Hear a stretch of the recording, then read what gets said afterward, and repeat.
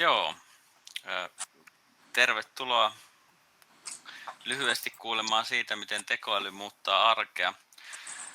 Meillä on suunniteltu noin 20 minuuttia tässä tätä esitystä ja sitten keskustelua sen päälle. Toki jos ihan hirveästi alkaa mielessä polttelemaan, niin voitte myös keskeyttää ja sitten otetaan sieltä lopusta pois vähän sitä keskusteluaikaa. Niin sellainen pieni välihuomio. Nyt voisi kaikki laittaa omat mikrofonit pois päältä, niin ei tule sitten taustahälyä ollenkaan tähän. Joo, se on varmasti hyvä ajatus. Tässä tuolla sivustoilla huomaatte tämän esityksen kuvitusta. Siinä on vähän Midjourney tekoälyohjelmalla tehtyä tekoälytaidetta liittyen esityksen teemoihin. Kannustan teitä sen jälkeen, kun olette esityksen kuunnellut, niin käydä katsomassa niitä ja vähän miettimässä, että mitä ajatuksia ne herättää. Samoja kuvia on toki tuossa esitelmässä, mutta ne eivät siinä ihan kokonaisuutena näy ja pääse täysiin oikeuksiinsa. Lyhyesti tosiaan ensin siitä, että mistä puhutaan tänään. Eli otsikkomme on, miten sinun arkesi muuttuu tekoälyn kehityksen myötä. Ja ennen kaikkea puhutaan siitä, että miten tekoäly muuttaa työn, oppimisen ja arjen luonnetta. Pikkusen mennään myös yhteiskunnalliselle tasolle, koska sekin vaikuttaa siihen ihmisten arkeen. Mä oon tosiaan Angerian Kari. Mä oon tekoälyasiantuntija ja kouluttaja. Muutan organisaatioita ja organisaatioiden työtapoja tekoälyllä. Ja itse asiassa juurikin tästä aiheesta, mistä on tänään täällä puhumassa, niin on Risto Linturin kanssa kirjoittamassa kirjaa, joka sitten julkaistaan ensi vuonna.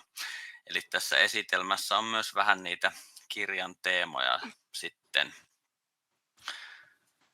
Mun yritykset on Sinun tekoäly ja karhujasiili.fi. Ja lähdetään ihan siitä liikkeelle, että miksi tässä tulee tapahtumaan niin isoja asioita nopeasti. Eli tekoäly itsessään muuttaa meidän yhteiskunnan ja teknologisen kehityksen nopeutta. Ja se vaikuttaa sillä tavalla, että kehitys on nopeampaa käytännössä kuin koskaan. Se johtuu monesta syystä. Se johtuu siitä, että laskentatehon kapasiteetti on noussut viimeisen 10 vuoden aikana moninkertaiseksi. Toki meillä on tulossa myös kvanttitietokoneita, mutta ennen kaikkea se liittyy siihen, että nämä nykyinen generatiivinen tekoäly perustuu tämmöisille oppiville neuroverkoille, jotka pystyy oppimaan ja itse asiassa jo itsekin opettamaan itseään, jos niin halutaan. Ja se tulee tekemään sen, että meidän teknologinen kehitys tulee olemaan tosi nopeata. Toki on sanottava, että se muutos tulee aina ihmisten arkeen yleensä ensin hitaammin kuin arvellaan, ja sen jälkeen se sitten tulee yhtäkkiä paljon nopeammin kuin arvellaan. Mutta käytännössä meillä on käsillä tämmöinen iso yhteiskunnallinen murros, jonka vaikutukset tulee ulottumaan oikeastaan kaikkialle. Ja siitä, että mihin ne muun muassa ulottuu, niin siitä seuraavilla dioilla sitten enemmän. No, tämä on se todellisuus, jossa me aletaan jo olla jo oikeastaan ainakin niiden, jotka on tässä tekoälykehityksessä edelläkävijöitä. Pian kaikilla on henkilökohtainen tekoälyavustaja, joka tarkoittaa sitä, että se tuntee käyttäjänsä ja tekee arjesta sujuvampaa. Ensimmäinen askel on tässä vaikkapa ChatGPT-muisti. Jos käyttäjä niin haluaa, niin se tallentaa kaiken keskustelun, mitä käyttäjä sen kanssa käy. Mutta tästä tullaan ottaa tosi isoja askeleita eteenpäin vielä tulevaisuudessa. Eli hyvin monella ihmisellä on tekoäly, joka seuraa sitä, mitä me tehdään vaikka päivittäin tietotyössä ja muussa arjessa ja auttaa ihan niissä asioissa, minkä parissa me pyörittään sitten päivittäin. Aluksi ne avustajat on tämmöisiä chatbotteja, joka tarkoittaa niitä keskusteluikkunoita, joiden kanssa me nyt keskustellaan. Sen jälkeen mennään virtuaaliavustajiin. Me ollaan nyt täällä virtuaalitilassa, jossa on tämmöisiä virtuaalielementtejä. Tämä on varmaan ensimmäinen versio siitä. Ja lopulta ne tulee olemaan sitten robotteja, virtuaalisia tai fyysisiä. Robotiikka on myös sellainen alue, joka kehittyy tosi nopeasti. Työn luonne muuttuu. Se muuttuu sen takia, että tekoäly mahdollistaa sen, että meidän ei tarvitse tehdä kaikkia rutiiniasioita itse, vaan se tekoäly tekee sen meidän puolesta. Työ siirtyy suorittamisesta enemmän johtamiseen ja kuvailuun. Tietotyö on jo siihen suuntaan hyvää vauhtia menossa. Me voidaan antaa tekoälylle tehtävä ja pyytää suorittamaan sitä. Sitä kohti ollaan menossa, että tekoäly hoitaa monimutkaisia laskennallisia fyysisiä tehtäviä. Tällä hetkellä parhaat mallit alkaa olemaan tohtoritasolla matematiikassa, mutta siinä puolella on vielä paljon kehitettävää.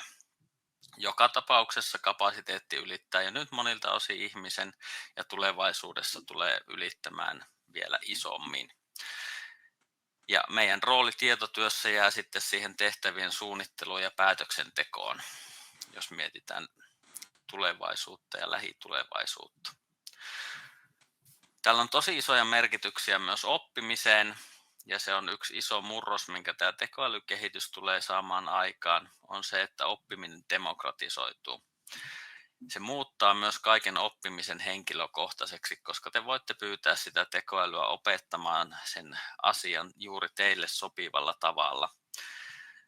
Se tekoäly tulee olemaan ihmistä parempi opettaja, mutta se, että onko se sellainen opettaja, jonka me haluamme itsellemme kaikki, se on eri asia, ja halutaanko me vielä, että se ihminen on siinä jollakin tavalla mukana. Todennäköisesti opettaminen ja oppiminen on semmoinen, missä me halutaan, että ihminen on kuitenkin jotenkin mukana. Tällä on tosi iso merkitys kolmannen maailman maille, koska siellä päästään kaiken tiedon äärelle entistä isommin kuin nyt, ja saadaan henkilökohtainen opettaja jo vaikka sinne puhelimen välityksille.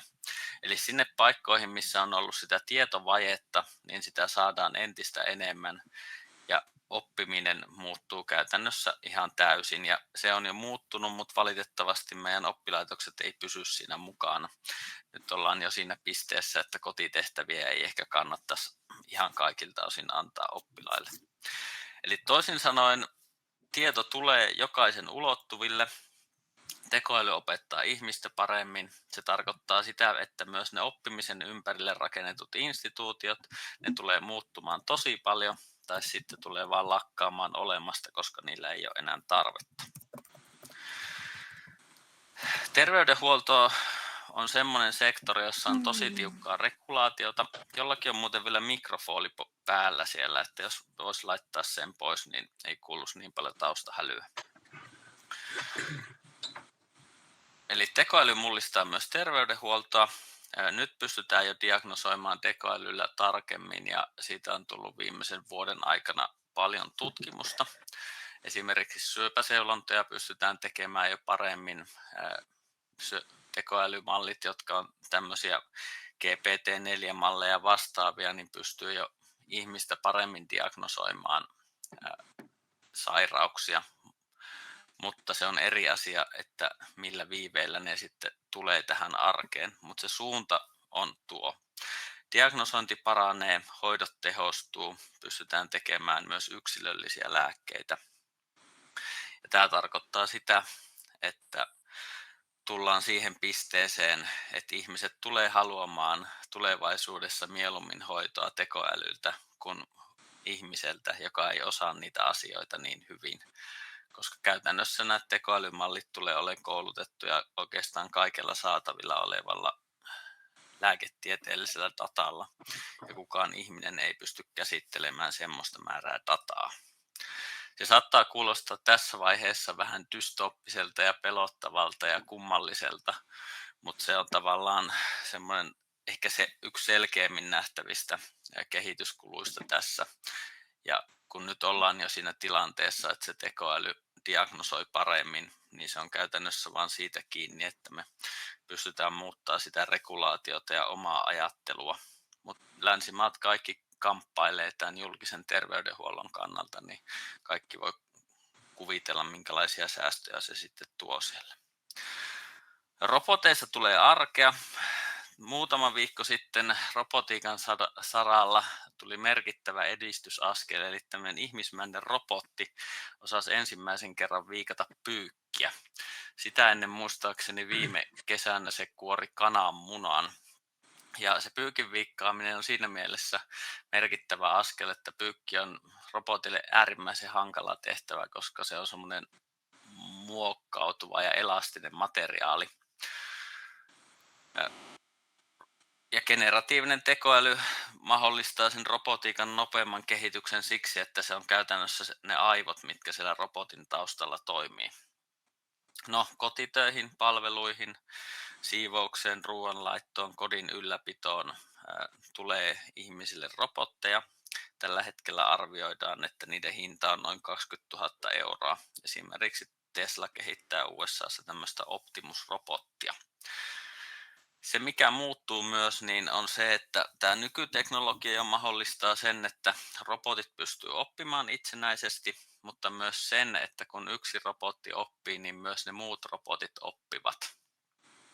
Eli kun me päästään siihen vaiheeseen, että se teknologia on vähän kypsempää, niin se kehitys tulee olemaan entistä nopeampaa. USAssa Waymo ajaa jo robottitakseilla. Katsotaan, missä vaiheessa se tulee Eurooppaan. Se on semmoinen ensimmäinen selkeä askel tässä. Eli suurin piirtein saman verran tulee olemaan robotin hinta kuin käytetyn auton hinta. No, sitten niitä muita muutoksia arkeen. Me nyt puhutaan jo paljon siitä, miten osa nuorista ja nuorista aikuisista ja miksei aikuisistakin elää pelimaailmassa. Tämä maailma tulee muuttumaan entistä koukuttavammaksi ja se johtuu monesta asiasta. Yksi merkittävä asia on se, että pelit, virtuaalimaailmat ja elokuvat pystytään räätälöimään ihmiselle ja ihminen pystyy itse niitä räätälöimään, joka tekee siitä entistä koukuttavampaa. Ja käytännössä tekoäly pystyy reaaliaikaisesti luomaan niitä räätälöityjä ympäristöjä ja periaatteessa se teknologia on jo olemassa. Eli ihmiset pystyy uppoutumaan ihan uusiin todellisuuksiin, jotka on entistä immersiivisempiä. Ja sen seurauksena entistä useampi tulee myös elämään niissä maailmoissa. Ja tullaan siihen tilanteeseen, että osa ihmisistä viettää sen elämänsä siellä sohvan ja virtuaalimaailman välissä. Suunta, mihin mennään myös vahvasti, joka näkyy oikeastaan tälläkin hetkellä jo. Disinformaatiota on koko ajan hankalampi erottaa totuudesta. Tekoälyllä pystyy tekemään täysin todellisia tai todenmukaisia kuvia jo tällä hetkellä. Videoissa mennään sitä kohti. Tekstiä ei pysty tälläkään hetkellä erottamaan tekoälyn ja ihmisen tekemästä.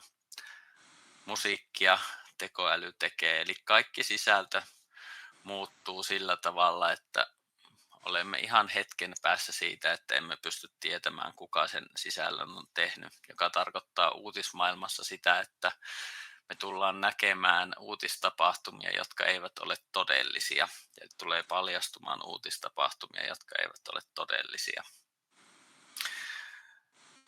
Tämä tarkoittaa sitä, että disinformaatio ja tekoälyn väärinkäyttö lisääntyy ja sitä reguloidaan toki, mutta ne toimijat, jotka eivät halua, niin eivät tule regulaatiota noudattamaan. Ja valheellisten sisällön ja manipuloinnin määrä lisääntyy. Joitakin arvioita, joihin on törmännyt, niin on, että esimerkiksi nyt jo 90%, jopa enemmänkin, netin sisällöstä alkaa olla tekoälyllä tuotettua. Tulevaisuudessa se on 99,9%. Ja se ei johdu pelkästään siitä, että ihminen ei tekisi enää sisältöä, vaan kun se tekoäly pystyy tekemään niin paljon enemmän sitä sisältöä, että se ihmisen sisältö jää sitten pienempään osaan. Toki sillä ihmisellä voi olla rooli siinä sisällön tekemisessä vielä. Mutta iso asia, mitä ei ole tällä hetkellä vielä pystytty oikeastaan mitenkään ratkaisemaan, että miten me pystytään erottamaan se disinformaatio oikeasta totuudesta. Ihmisten luottamus mediaan rapautuu koko ajan ja tämä tulee kiihdyttämään myös sitä kehitystä. samaan aikaan, kun tämmöisellä perinteisellä luotettavalla medialla olisi entistä enemmän kysyntää ja tarvetta tässä maailmassa.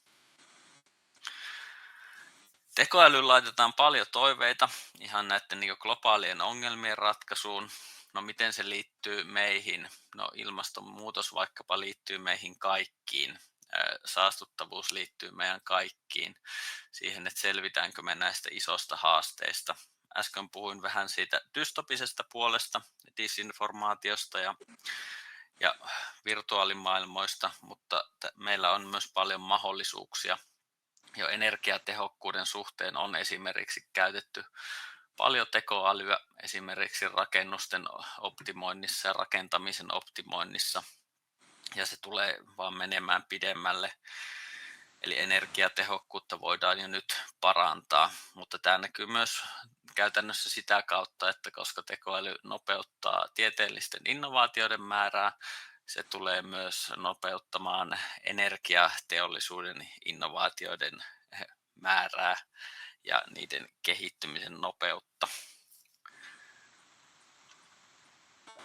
Toivotaan, että tässä suhteessa me pystytään saamaan tekoälystä myös aitoa hyötyä. Me ihmiset tunnumme olevan tällä hetkellä esimerkiksi ilmastonmuutoksen suhteen aika kädet pystyssä. Ehkä se on se sektori, mistä voisimme saada isoja hyötyjä. Ja tekoälyn, tavallaan tämmöisen generatiivisen tekoälyn lähtökohtainen ominaisuus on se, että se ymmärtää isojen tietomassojen tämmöisiä yhteyksiä ja merkityksiä ihmistä paremmin. Ja sitä kautta se pystyy myös joissain tilanteissa tuomaan sinne innovaatiopuolelle ihan merkittävää lisää. Sanotaan, että ihmisen aivot pystyy käsittelemään kerralla 10 000 parametria, joista 9 000 parametria menee ihan tämän keho-olion ylläpitämiseen. Tekoäly pystyy nykyisin käsittelemään vajaat 2 miljoonaa parametria, joten siellä on sitä ehkä kapasiteettia meitä enemmän. No kaikki tämä tulee muuttaa tosi paljon meidän elämää. Töitä tulee poistumaan markkinoilta, robotit hoitaa asioita. Onko meillä sen nykyisen kaltaista työtä enää tulevaisuudessa, kun tekoäly hoitaa asioita? On ihan hyvä kysymys, josta voisi pitää monta esitelmää tämän lisäksi. Työ tulee joka tapauksessa muuttumaan todella paljon, ja se luo semmoisen ison filosofisen kysymyksen, että meidän ei jotenkin pystyttävä löytämään meidän elämän merkityksellisyys tässä tekoälyn kehityksen rinnalla. Varsinkin länsimaissa se työ on ollut nimenomaan se, millä me on mitattu itseämme ja muita.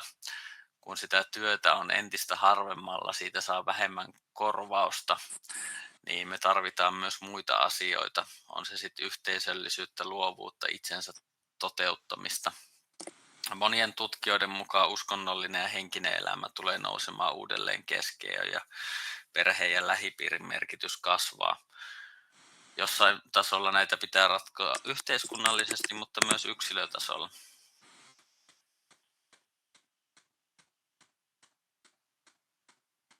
Äsken puhuin jo hieman tästä, työmarkkinat mullistuu ja yhteiskunnat mullistuu, liittyy siihen meidän merkityksen uudelleen löytämiseen. Ensimmäisenä, kuten alamme huomata jo nyt, niin asiakaspalvelijat alkavat olla koko ajan harvinaisempia ja isoista globaaleista yrityksistä on jo tehty merkittäviä irtisanomisia. Se näyttää olevan semmoinen ammatti, joka kääntäjien lisäksi nopeiten katoaa, mutta tämä kehitys tulee vaan tästä tosiaan jatkumaan. Se oikeastaan, mitä tässä halusin tällä dialla sanoa, niin oli se, että me tarvitaan myös uusia taloudellisia malleja. Tekoälyn kehityksen myötä, kun entistä vähemmällä on töitä ja on mahdollista, että se varallisuus entisestään kasautuu rikkaille tekoälyyhtiöille, niin me tarvitaan myös uusia taloudellisia malleja. Onko se sitten perustulo? Todennäköisesti. Ehkä itse sanoisin, että melko varmasti jonkunlainen perustulo meillä tulee olemaan. Verotetaanko me robottien käyttöä? miten me jaetaan niitä hyötyjä ylipäätään oikeudenmukaisesti, on isoja kysymyksiä. Me ollaan sillä tavalla ison murroksen ääressä, että kun ihmisten elämän merkitystä luovat tekijät horjuu, niin myös yhteiskunnat todennäköisesti tulee horjumaan. Ja sitten kun me lisätään tähän vielä nämä globaalit kriisit, joita me kasataan, niin todennäköisesti me mennään kohti pikkusen kaoottisempaa aikaa ennen kuin uusi tasapainotila sitten tulee löytymään. Itse uskon kuitenkin, että näin tulee käymään, koska tähänkin mennessä on aina niin käynyt. No, iso kysymys on ihan globaalisti ja sen ihmisen arjen kannalta, että mitä tästä kaikista toteutuu, mistä mä teille äsken puhuin. Kaikki ei välttämättä toteudu, osa toteutuu osittain, osien asioiden vaikutusta me todennäköisesti aliarvioidaan. Iso kysymys on se, että kuinka paljon me olemme ihmisinä valmiita muuttumaan.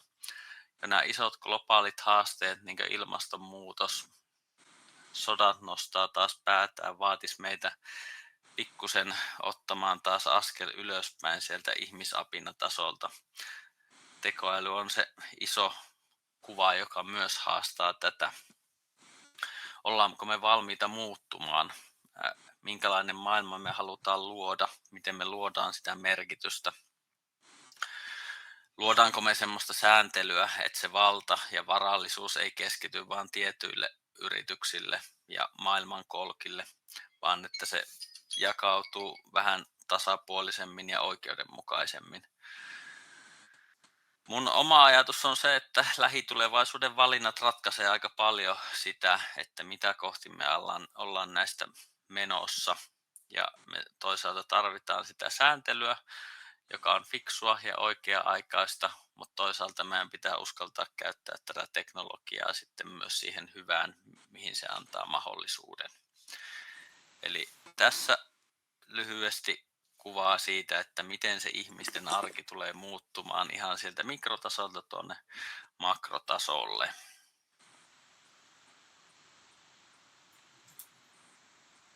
Ja koska oli 12 diaa, niin siellä on tosiaan ne 12 kuvaa, jotka liittyy sitten näihin dioihin.